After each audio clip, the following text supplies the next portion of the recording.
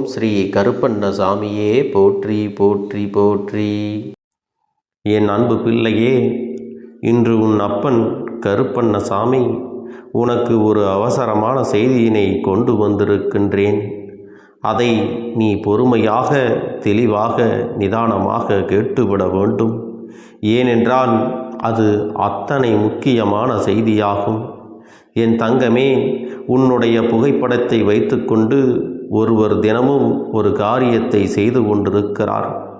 அவர் யார் என்றும் அவர் எதற்காக அப்படி செய்கிறார் என்றும் நீ தெரிந்து கொள்ள வேண்டிய கட்டாயத்தில் இருந்து கொண்டிருக்கிறாய். என் தங்கமே, உனக்கு தெரியாமலே ஒருவர் உன்னுடைய புகைப்படத்தை வைத்து தினம் தினம் அதை பார்த்து கொண்டு ஏதோ ஒரு விஷயத்தை செய்து கொண்டிருக்கிறார் என்றால் அதை நீ தெரிந்து கொள்ள வேண்டியது மிகவும் அவசியம் அல்லவா? அதனால்தான் உன் அப்பன் உனக்கு அதனை உடனே தெரிவிக்க வேண்டும் என்று ஓடோடி வந்திருக்கின்றேன். என் குழந்தையே, இதில் நிச்சயமாக உன்னுடைய வாழ்க்கை சம்பந்தப்பட்ட விஷயங்களும் இருக்கிறது.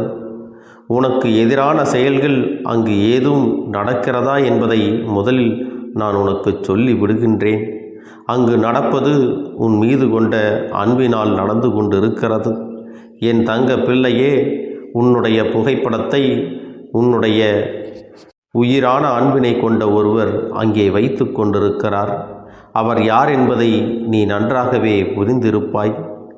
என் செல்லமே, யார் உன் மீது உண்மையான அன்பு வைத்துவிட்டு இப்பொழுது உன்னை நீ எப்பொழுது தேடி வருவாய் என்று எதிர்நோக்கி காத்து கொண்டிருக்கிறாரோ, எப்போதும் உன்னுடைய நினைவாக நின்று கொண்டிருக்கிறாரோ, அவர்தான் அதை வைத்திருக்கிறார்.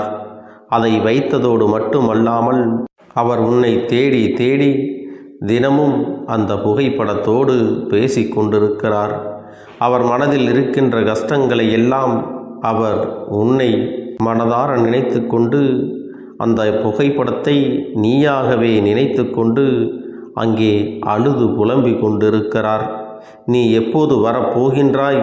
நீ எப்பொழுது வந்து அவர்களுடைய கஷ்டங்களை எல்லாம் தீர்க்கப் போகின்றாய்? அவர்களுடைய மனவேதனைகளை எல்லாம் எப்பொழுது நீ புரிந்து கொள்ளப் போகின்றாய்?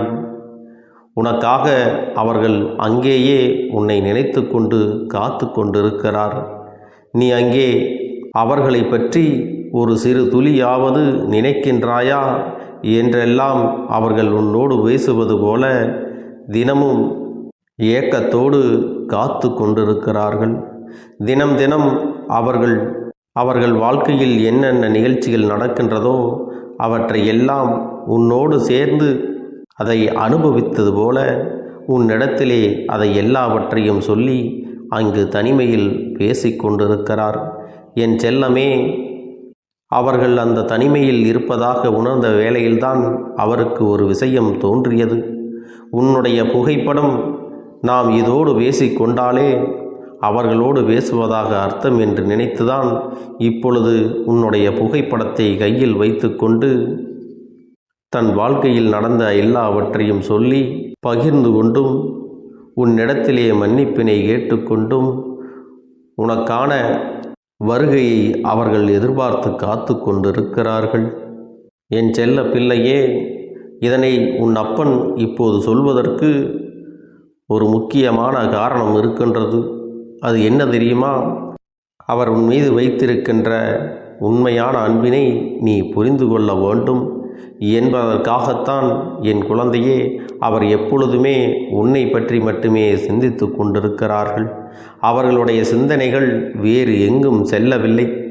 அவருடைய செயல்களில் கூட அவர்கள் கவனம் செலுத்தாமல் எப்பொழுதுமே உன்னை பற்றியே சிந்தித்து கொண்டு நீ எப்போது வரப்போகிறாய் என்று எதிர்நோக்கி காத்து கொண்டிருக்கிறார்கள்.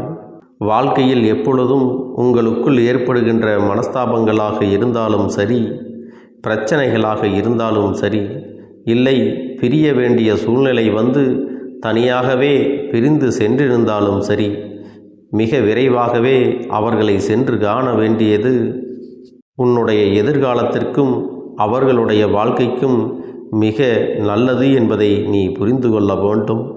இன்னும் இந்த விஷயத்தில் நீ தாமதப்படுத்தி கொண்டு யோசித்து கொண்டிருக்க வேண்டிய அவசியமில்லை. என் தங்கமே, இப்பொழுது உனக்கு ஒரு அவசியம் ஏற்பட்டு இருக்கிறது என்று உன் அப்பன் நான் சொல்லுகின்றேன். என் தங்கமே, தனிமையாக இருப்பது எவ்வளவு கஷ்டம் என்பதை நான் சொல்லி புரிய வைக்க வேண்டிய அவசியம் இல்லை. ஏனென்றால் அவர்கள் எப்படி அந்த தனிமையின் வேதனையை அனுபவிக்கிறார்களோ அதே அளவுக்கு இல்லை என்றாலும் உனக்கும் அந்த வேதனை இருக்கும் அல்லவா? தனிமை என்பது ஒரு கொடிய நோயாகும். ஏனென்றால் தனிமையில் இருப்பவர்கள் எல்லாம் நிறைய சிந்திப்பார்கள், நிறைய முடிவுகளை எடுப்பார்கள் என்று உன் அப்பன் நான் உன்னிடத்திலே தெளிவாக சொல்லி விடுகின்றேன். தனிமையில் இருப்பதற்கு காரணம் உன்னை பிரிந்ததனால் மட்டுமே. வேறு எந்த ஒரு பிரச்சனைகளும் அவருக்கு இல்லை. உன்னோடு இப்பொழுது பேசக்கூட முடியாத காரணத்தினால்தான் எப்பொழுதும் உன்னை பற்றியே சிந்தித்து சிந்தித்து மனநோயை வரவழைத்து கொண்டிருக்கிறார். இந்த மனநோய் இன்னும் அதிகமாக வந்துவிட்டதென்றால் அதன் பிறகு அதன் நிலைமை என்னவென்று நான் சொல்லி தெரிய வேண்டியது இல்லை.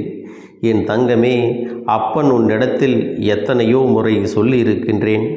பல கவலைகள் கூட இங்கே நோய்களை உருவாக்குவதற்கு காரணமாக இருந்து கொண்டிருக்கிறது என்று. என் குழந்தையே, அவர்கள் மனதில் இருக்கின்ற அந்த வாட்டத்தை நீ உடனே போக்கித் தர வேண்டும். நீ ஒரு முறை அவர்களை கண்டுவிட்டால் போதும். அவர்கள் மனதில் இருக்கின்ற ஏக்கங்கள் எல்லாம் அவரை விட்டு சென்றுவிடும். அவர் உன்னிடத்திலே எதிர்பார்ப்பது பொன்னையோ பொருளையோ அல்ல, உன்னுடைய உண்மையான அன்பினை மட்டும்தான் அவர்கள் அங்கே எதிர்பார்க்கிறார்கள்.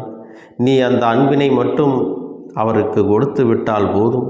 அவர் இப்போது இருக்கின்ற இந்த சூழ்நிலையிலிருந்து நிச்சயமாக மீண்டு வந்து விடுவார். என் தங்கமே, நீயும் அவர்களை பற்றி நினைக்காத நாள் இல்லை என்பது இந்த அப்பனுக்கு தெரியும். எப்பொழுதுமே அவரை பற்றி உன் மனதில் ஆத்திரங்கள் இருந்தாலும் கோபம் இருந்தாலும் அதை எப்படி வெளிப்படுத்த வேண்டுமோ அப்படியாக நீங்கள் வெளிப்படுத்திவிட்டு ஒன்று சேர்ந்து விடுவதுதான் நல்லது. என் பிள்ளையே, சில நேரங்களில் ஒருவருக்கொருவர் விட்டு கொடுத்து சென்றால்தான் இந்த வாழ்க்கை உங்களுக்கு அழகாக இருக்கும் என்பதை நீங்கள் மறந்துவிட வேண்டாம். அவர்கள் இல்லாமலேயே தனிமையில் வாழ்க்கையை சமாளித்து விடலாம் என்ற நம்பிக்கையில்தான் நீ இத்தனை நாளும் இருந்து கொண்டிருக்கிறாய்கள். எத்தனை நாட்கள் நீ கழித்து சென்றாலும், எத்தனை மாதங்கள் கழித்து சென்றாலும் நம் மீது அவருக்கு இருக்கின்ற அன்பானது ஒருபோதும் குறையாது என்ற நம்பிக்கையை நீ கொண்டிருக்கின்றாய். உனக்கு இருக்கின்ற நம்பிக்கை அவருக்கும் இருக்கிறது. எனவேதான் உன் அப்பன் உங்கள் இருவரிடத்திலும் இதனை சொல்லிக் கொண்டிருக்கிறேன். என் அன்பு பிள்ளையே, நீ எப்பொழுது வருவாய், எப்பொழுது இந்த வாழ்க்கை பழையபடி நல்ல நிலைமைக்கு திரும்பும் என்று எதிர்நோக்கி அங்கே காத்து கொண்டிருக்கிறார்கள். என் அன்பு பிள்ளையே, அவர்களுடைய வேதனையை போக்க வேண்டியது உன்னுடைய கடமை அல்லவா? உன் அப்பனாகிய நான் எத்தனையோ ஆறுதல் அவர்களுக்கு சொன்னாலும் நீ பக்கத்தில் இருந்து சொல்வது போல ஒருபோதும் வந்துவிடாது. இந்த சூழ்நிலையிலும் அவர்களுக்கு பல கஷ்டங்கள் வந்து கொண்டுதான் இருக்கிறது. நீ விட்டு பிரிந்து சென்றது ஒரு கஷ்டம் என்றாலும் அதை தாண்டியும் பல கஷ்டங்கள் அவர்களுக்கு இருந்து கொண்டிருக்கிறது. அத்தனை கஷ்டங்களை எல்லாம் பகிர்ந்து கொள்வதற்கூட ஆள் இல்லாமல் அங்கே தனியாக தவித்து நின்று கொண்டிருக்கிறார்கள். என் தங்கமே, உன் அப்பன் உன்னிடம் தெரிவிக்க வந்ததை உடனடியாக நீ புரிந்து கொள்ள வேண்டும். அது மட்டுமல்ல, உன்னுடைய அன்பினை நீ புதுப்பித்து கொள்ள வேண்டும். ஒரு விஷயத்தை நீ நன்றாக கவனித்துப் பார். இந்த உலகத்தில் எந்த வீட்டில் சண்டைகள் இல்லாமல் இருக்கிறது, சச்சரவுகள் இல்லாமல் இருக்கிறது, பிரிந்து செல்லாமல் இருக்கிறார்கள்? எல்லோருடைய வீட்டிலும் எல்லா விஷயங்களும் நடந்து கொண்டுதான் இருக்கிறது. அதனால் இதுவெல்லாம் இயற்கையாகவே நடக்கக்கூடிய ஒன்று என்பதை நீ புரிந்து கொள்ள வேண்டும். இதையெல்லாம் நிச்சயமாக நீ புரிந்து கொண்டால் அதற்கு பிறகு உன் வாழ்க்கையானது உனக்கு இனிமையான நாளாக மாற்றி அமையப் போகிறது. என் தங்கமே, இனி ஒவ்வொரு நாளையும் நீங்கள் நல்லபடியாக வாழ வேண்டுமல்லவா? அதை விட்டுவிட்டு பிரிவின் காரணமாக நீங்கள் இருவரும் ஒவ்வொரு நாள் இரவையும் ரணவேதனையில் அங்கே அனுபவித்து கொண்டிருக்கிறீர்கள். இரவில் படுக்கையில் தலையணையை கண்ணீரால் அங்கே நனைத்து கொண்டிருக்கிறார்கள். என் தங்கமே, இனி நீங்கள் பட்ட கஷ்டங்கள் எல்லாம் போதும். நிச்சயமாக உங்களுடைய மனதில் இருக்கின்ற எண்ணங்களை எல்லாம் அப்படியே தெரிவித்துவிட வேண்டும். உனக்கு ஏதேனும் நிபந்தனைகள் இருக்கிறதா, அதையும் கூறி தெளிவுபடுத்தி விட வேண்டும். இப்படித்தான் இருக்க வேண்டும், இப்படி உன் வாழ்க்கையில் இருந்தால்தான் நல்லது என்பதை எல்லாம் முன்பே தெரிவித்துவிட்டு அதன் பிறகு அவர்களோடு நீங்கள் பழையபடி பேசிவிட வேண்டும். உண்மையான அன்பு கொண்ட உறவுகள் ஒருபோதும் பிரிந்திருப்பது நல்லது கிடையாது. உண்மையான அன்பு கிடைக்காமல் ஒருவருக்கொருவர் இங்கே போலியான உலகத்தில் வாழ்ந்து கொண்டிருக்கிற சூழ்நிலை உனக்கு தெரியுமல்லவா?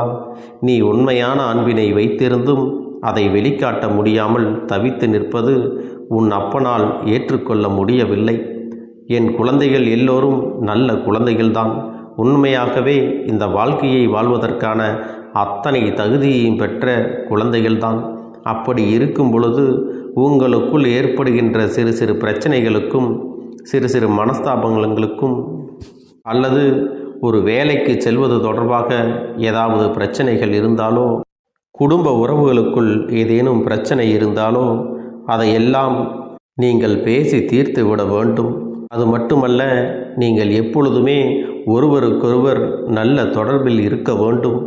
ஒருவருக்கொருவர் ஒரு நாள் தொடர்பு துண்டிக்கப்பட்டாலே உங்களுக்குள் அதை தாங்கிக் கொள்ள முடியாத சூழ்நிலை வந்து விடுகிறது. யாராவது ஒருவர் அந்த பிரிவினை சாதாரணமாக எடுத்துக்கொண்டாலும் இன்னொருவர் அதை புரிய வைத்து அவர்களுக்கு வாழ்க்கையின் அர்த்தத்தை தெளிவுபடுத்த வேண்டும். என் அன்பு பிள்ளையே, நீ ஒன்றை மட்டும் மனதில் வைத்துக்கொண்டு தெளிவாக ஒரு பதிலை என்னிடத்திலே சொல்லிவிடு. இந்த பிரிவின் காரணமாக நீ எத்தனை நாட்கள் தூங்காமல் இருந்தாய்? எத்தனை நாட்கள் சாப்பிடாமல் இருந்தாய்? எத்தனை நாட்கள் உன் மனதில் வேதனையோடு அழுது கொண்டிருந்தாய்? இதையெல்லாம் இல்லை என்று உன்னால் மறுக்க முடியுமா? மறுக்க முடியாதல்லவா? என் அன்பு குழந்தையே, இந்த பிரிவென்பது இருவருக்கும் உடல் அளவிலும் மனதளவிலும் மிக அதிகமான பாதிப்பினை கொடுத்திருக்கிறது.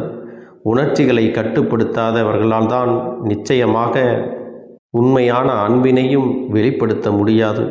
யாரிடத்தில் உண்மையான அன்பு முழுவதுமாக இருக்கிறதோ அவர்கள் எல்லாவற்றையும் எளிமையாக கடந்து இந்த வாழ்க்கையை நல்லபடியாக வாழ்ந்து விடுவார்கள் என்பதை நீ மறந்து விடாதே.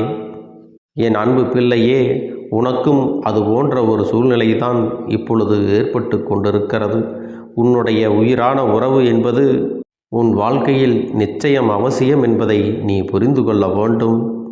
என் தங்கமே, எத்தனை பிரச்சனைகள் இருந்தாலும் சரி, எல்லாவற்றையும் மறந்துவிட்டு நீ உன்னுடைய உண்மையான அன்பினை ஒருபோதும் பிரிந்துவிடக்கூடாது என்ற மனநிலையில் நீ நிச்சயமாக செல்ல வேண்டும். இந்த அப்பன் வாக்கில் என் குழந்தைக்கு அங்கிருக்கின்ற நிலைமை எவ்வளவு விபரீதமானது என்பதை புரிந்திருப்பாய் என்று நான் நினைக்கின்றேன். என் குழந்தையே, உன்னுடைய சூழ்நிலையும் அவர்களிடத்திலே நான் சொல்லி இருக்கிறேன். அவர்களுடைய சூழ்நிலையும் நான் உன்னிடத்திலே சொல்லிவிட்டேன். இருவருக்குள்ளும் எப்பொழுதுமே அன்பினை யார் முதலில் வெளிப்படுத்துவது என்ற சந்தேகம் வேண்டாம். யாரிடத்திலே அன்பு அதிகமாக இருக்கிறதோ அவர்கள் முதலில் அந்த அன்பினை வெளிப்படுத்துங்கள். பிறகு எல்லாம் சரியாகிவிடும் என்பதை நீங்கள் கண்கூடவே பார்க்கப் போகிறீர்கள். அது மட்டுமல்ல, இனி உங்களுடைய கடமைகளை நீங்கள் சரி செய்து உங்களுடைய வாழ்க்கையை நல்லபடியாக நீங்கள் வாழ்ந்து காட்ட வேண்டும். மற்றவர்கள் முன்னிலையில் நீங்கள் பெயர் சொல்லும்படி வாழ்ந்து காட்ட வேண்டும். ஒருபோதும் மற்றவர்கள் உங்களை குறை சொல்லாதவாறு இந்த வாழ்க்கையை நீங்கள் நடத்தி காட்டுவீர்களானால் நிச்சயமாக இந்த வாழ்க்கை உங்களுக்கு பொன்னான காலமாக மாறிவிடும். அது மட்டுமல்ல என் குழந்தையே, நீங்கள் வாழக்கூடிய வாழ்க்கையில் உங்களுடைய பெற்றோர்களுக்கும் உன்னுடைய குழந்தைகளுக்கும் நல்ல வாழ்க்கையும் நிம்மதியும் எப்போதும் இருக்கும்.